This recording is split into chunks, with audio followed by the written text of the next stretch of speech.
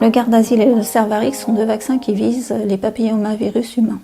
Les papillomavirus, il y en a 200 génotypes différents. Et il y en a certains qui sont suspectés d'être à l'origine des cancers du col de l'utérus, le cancer de l'appareil génital masculin, les cancers de la gorge et de l'anus.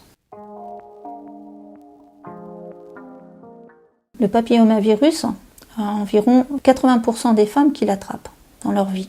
Et la plupart du temps, dans environ 95% aussi, et s'en débarrassent spontanément, sans aucune séquelle, sans problème, sans rien. D'ailleurs, quand les gynécologues ils sont devant une personne infectée, la plupart du temps, ils font rien, ils voient comment ça se passe. La plupart du temps, ça guérit spontanément. Alors après, il y a différents grades de cancer, et même si on est au cancer grade 1, 2 ou 3, on peut faire des rémissions du cancer.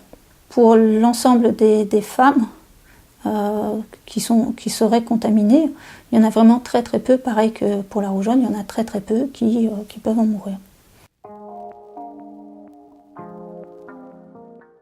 Ça, c'est une bonne question. Le problème, c'est que ce vaccin n'a jamais testé son efficacité. Pourquoi ? Parce qu'il faut des années et des années pour voir une infection évoluer en cancer. Donc là, on fait un petit peu en aveugle. Il a été testé pour la production d'anticorps contre ces papillomavirus, mais pas pour l'efficacité réelle, in situ, sur le cancer du col de l'utérus. Il y a déjà des cancers du col de l'utérus après ce vaccin. Les avantages de la vaccination sont encore hypothétiques. Pourtant, il y a eu une autorisation de mise sur le marché et un passage en force de ce vaccin et bientôt peut-être un passage en force de l'obligation vaccinale de ce vaccin, puisqu'ils cherchent l'expérimentation sur le Grand Est et sur la Guyane, ils cherchent à ce que, à terme, un jour, le vaccin sera obligatoire. Oui.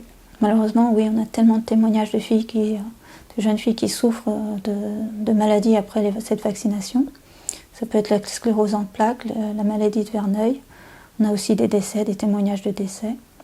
Alors le Japon, il avait recommandé le Gardasil il y a quelques années, mais vu devant les nombreuses victimes de ce vaccin, ils ont suspendu leur recommandation. Ah oui, il y a d'autres pays. À Carmen de Bolivar, il y a eu un épisode où on a vacciné toute une communauté de jeunes filles qui se sont retrouvées pour la plupart à l'hôpital. Et ils sont en procès là-bas. C'est une catastrophe. C'est des jeunes filles qui meurent dans leur salle de bain. C'est des parents qui doivent soigner leurs enfants qui sont handicapés ou qui ont des maladies impossibles. Oui, il y en a des victimes, mais partout. C'est vraiment un vaccin, je crois que c'est un des pires vaccins qu'il y a. Même ceux qui travaillaient pour Merck pour d'autres projets, ils reconnaissent qu'il est dangereux et qu'ils mettent l'accent sur sa dangerosité, que ça sera le scandale du XXIe siècle.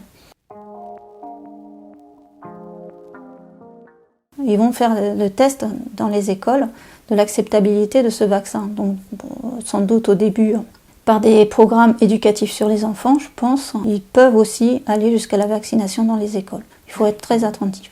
C'est un vaccin qui n'est pas obligatoire, vous pouvez dire non.